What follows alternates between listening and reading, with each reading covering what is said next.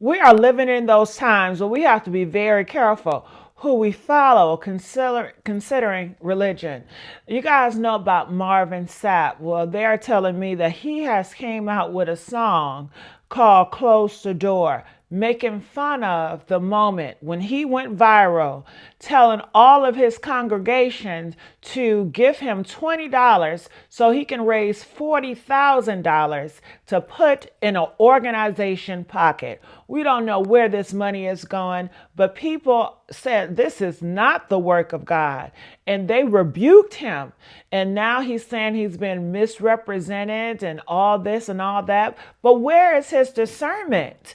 You know, him supposed to be on a higher level when it comes to spirituality. He should have saw this coming. He clearly does not have good judgment.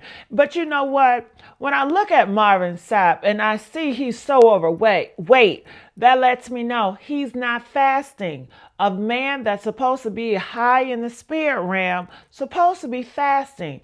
It's supposed to show that, you know, when you look at him, you can tell that he overeats and he does not care about his health.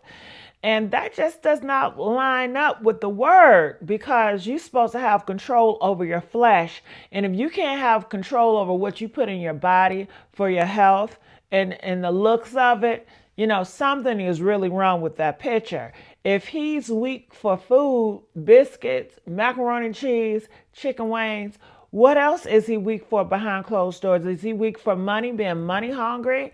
You know, I see him wearing a lot of European designers, from Gucci, Christian Dior, and that does not line up. But I want you guys to watch this video.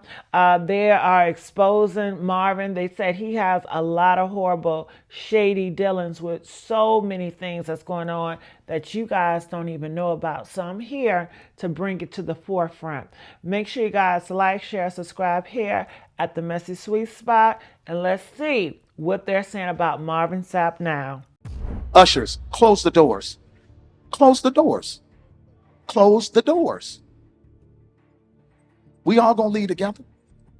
Y'all ain't going no place but to the restaurant. There's 1,000 of you tonight, and those that are watching. You know, people have created a narrative that is absolutely not true. Number one, the narrative was created, excuse me, that I raised money at my church, that I kept the people at my church hostage until I raised $40,000. What do you get when you combine cheating scandals, fake miracles, manipulation, and the mysterious disappearance of a woman who later turns up dead? You get Marvin Sapp, gospel singer extraordinaire and founder of one of the biggest churches in the country. Well, at least according to this churchgoer who recently spilled all the tea about how Marvin Sapp is as fake as they come. This churchgoer apparently has receipts proving how Marvin Sapp has been scamming his congregation for years. Not only that, but apparently he also faked his calling and has been deceiving people into believing he's a man of God when he's only in the business of evangelism for the money. Marvin Sapp allegedly also manipulates and guilt trips his congregation into making huge donations for certain community projects, but those projects never see the light of day. The more that gets exposed about this guy, the shadier he looks. And trust me, y'all are not ready for this one. So Marvin Sapp has been making the news round lately after some of his, let's just say, interesting practices in his church came to light. I'm talking about the videos of him commanding his congregation to donate money to the church that has been going viral lately. There's 1,000 of you. I said close them doors. Ushers, close the doors. Close the doors. Close the doors. This is a fundraiser. Seal the exits. Thank you. Thank you. Come on, hurry up. All right, now, let's empty our pockets. Take me. Professor Rocco, Chancellor Knuckles. Wait, I just nervous. Okay. All right, okay. Get every dime. But apparently that little video we saw does not begin to describe the level of shadiness that goes on behind closed doors. And it's not just any random person talking about this. It is people who actually have a front seat to everything Marvin does, insiders from his own flock. But what's interesting is how these videos open the floodgates for members of his congregation to come forward with stories of how shady Marvin Sapp is. But before we get into all that, let's talk about how one Marvin Sapp became one of the biggest gospel singers of his generation. Marvin had a pretty rough childhood. His parents divorced when he was pretty young, and that seriously messed him up. By 12, he was smoking different substances, and by 16, he was drinking and popping pills. However, his life finally turned around, and he started his gospel music career. It didn't take long for him to become a household name in the gospel community. In 2007, he hit his big break with the release of Never Would Have Made It, a song inspired by the loss of his father, Reverend Henry Louis Sapp. The song went on to top charts and earned him widespread recognition. As his gospel music career skyrocketed, his ministry also started gaining ground. He founded the pastor of Lighthouse Full Life Center Church in Grand Rapids, Michigan. In September 2010, Marvin tragically lost his wife of 18 years, Melinda Sapp, to colon cancer. It was a devastating loss not just for Marvin and his kids, but also for their followers, because Melinda was a very important part of Marvin's ministry.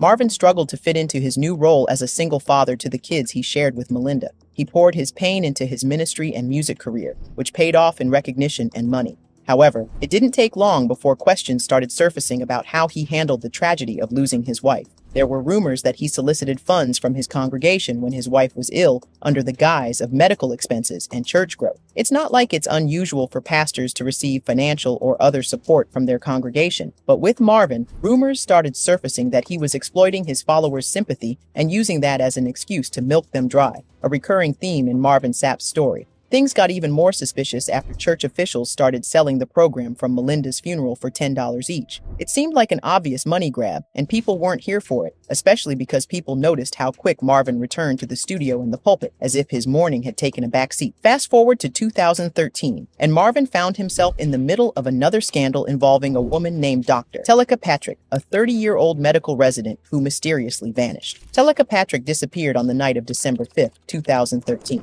According to a private investigator hired by her family, she had reported feeling unsafe just before she disappeared. You're looking at newly discovered surveillance images of Dr. Teleka Patrick inside the Radisson Hotel in Kalamazoo, Michigan from December 6th, the night she mysteriously vanished. The 30-year-old doctor is at the desk clerk, trying to book a room with cash and appears to be in a rush. After being turned away, Patrick uses the hotel shuttle to take her to her car, located at the Borges Hospital, where she worked in downtown Kalamazoo. 2 hours later, her car is found abandoned in a ditch off I-94, more than 100 miles away from the hospital in Kalamazoo, with her wallet still inside.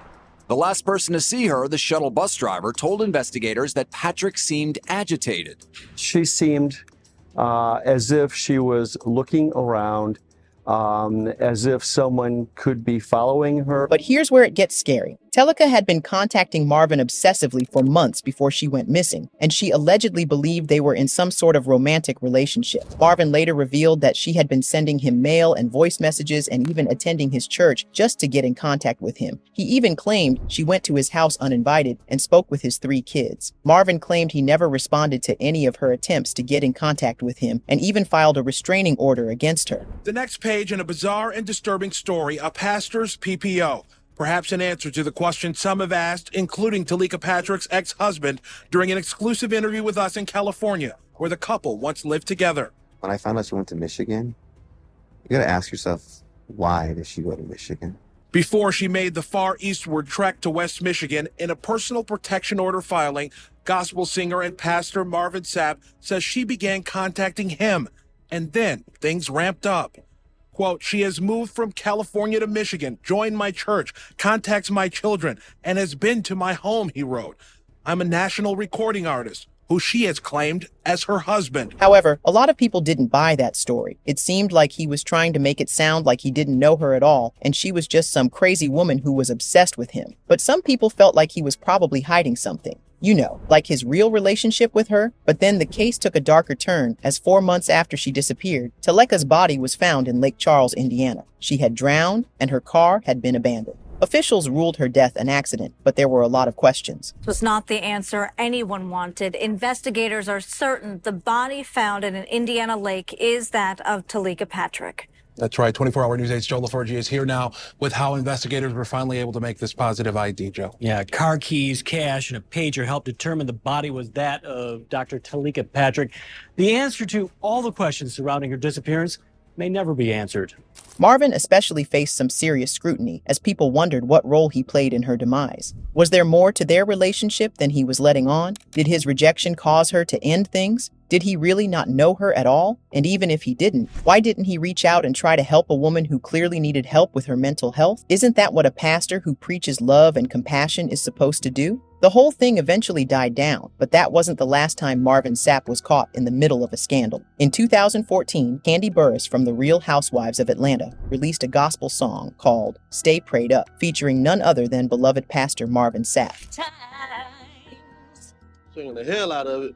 Well, if Marvin Sapp is going to be on a song with me, I got to really show him I can sing a little. This wouldn't have been a problematic collaboration if not for the fact that Kandi was the host of a raunchy online show, Candy Coated Nights, and owned a line of intimate toys. She faced a lot of backlash, with people calling her a hypocrite, and Marvin got dragged into the mix. People questioned why he would collaborate with her despite knowing about her lifestyle, and some speculated that he was trying to profit from her reality TV fame and was compromising his values for money. Marvin saw all the backlash and dropped this weird explanation. Compromise was never done here, nor do I condone her lifestyle or life choices. And keeping 100, you don't know the off-camera conversation we had, but that was nothing compared to the next problematic collaboration he did. In 2017, fans were shocked when Marvin popped out with a new gospel song featuring, of all people, R. Kelly. The song was titled Listen and was part of his 11th studio album, Close. The public reaction was swift and brutal. Why would a supposed man of God produce a song with a known predator who takes advantage of children? But guess what? Marvin wasn't sorry. If anything, he doubled down and even used the Bible to defend himself. He quoted Galatians 6:1, which preaches that those who are spiritual aren't supposed to cast stones, but allow God's grace to lead. And that's fair enough, but how is it that of all the artists in the world, the only one he could collaborate was one that was a known...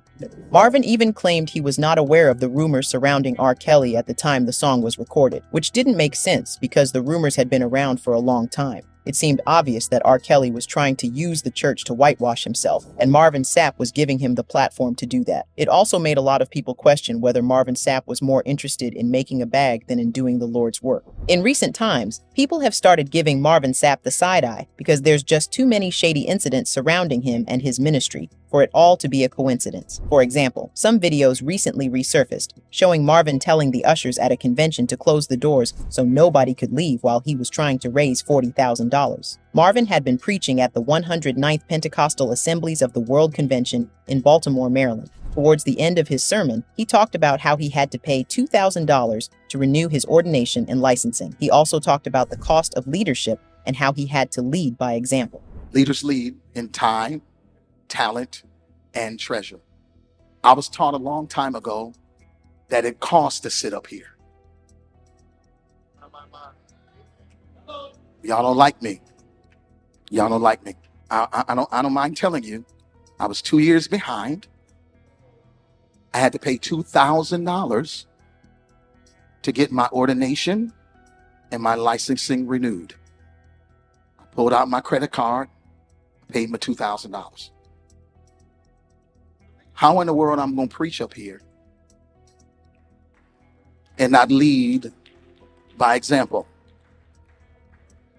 He asked me to give $800, went in my pocket, gave $800.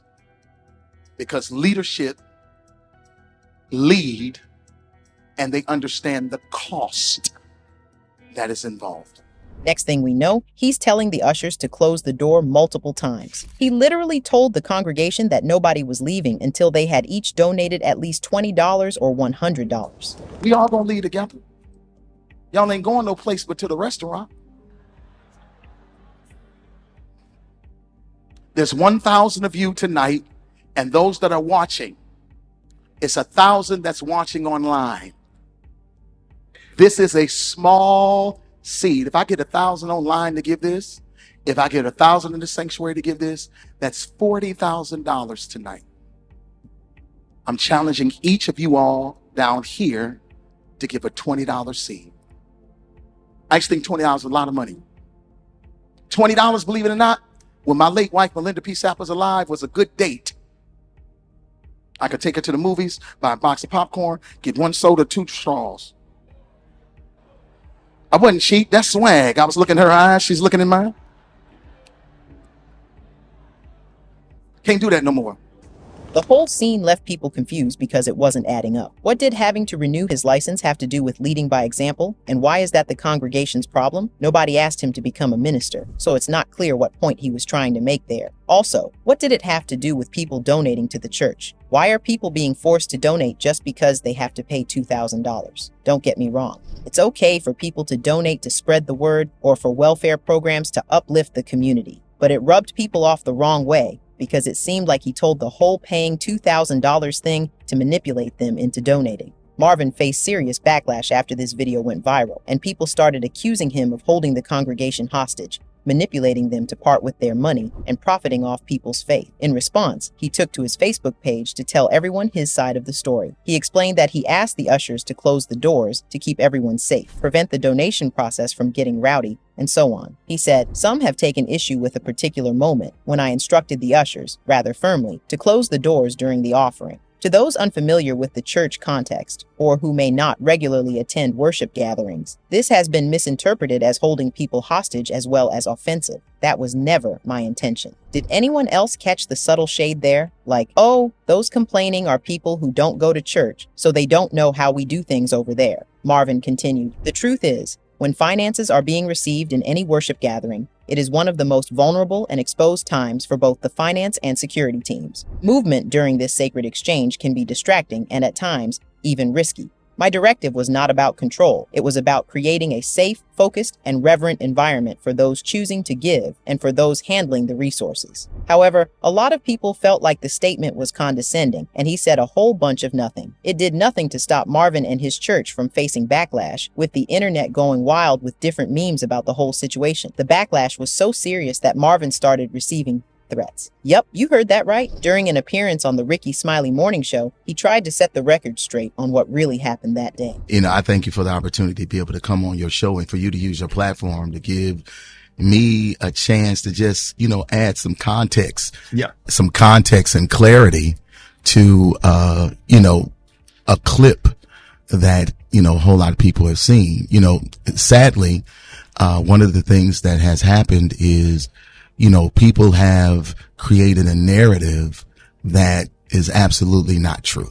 Number one, the narrative was created, that I raised the money at my church, that I kept the people at my church hostage until I raised $40,000 for me.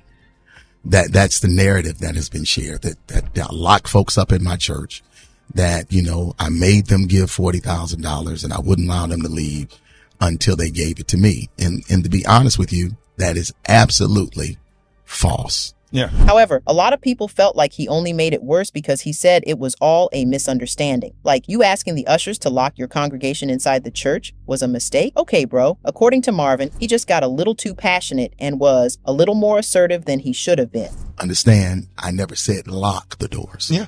I said shut the doors. Shutting doors mean that people still have the ability to go in and out. They've taken issue with my tone. And I can honestly say, looking at the video, maybe I was a little more assertive than I should have been. And I can apologize for that.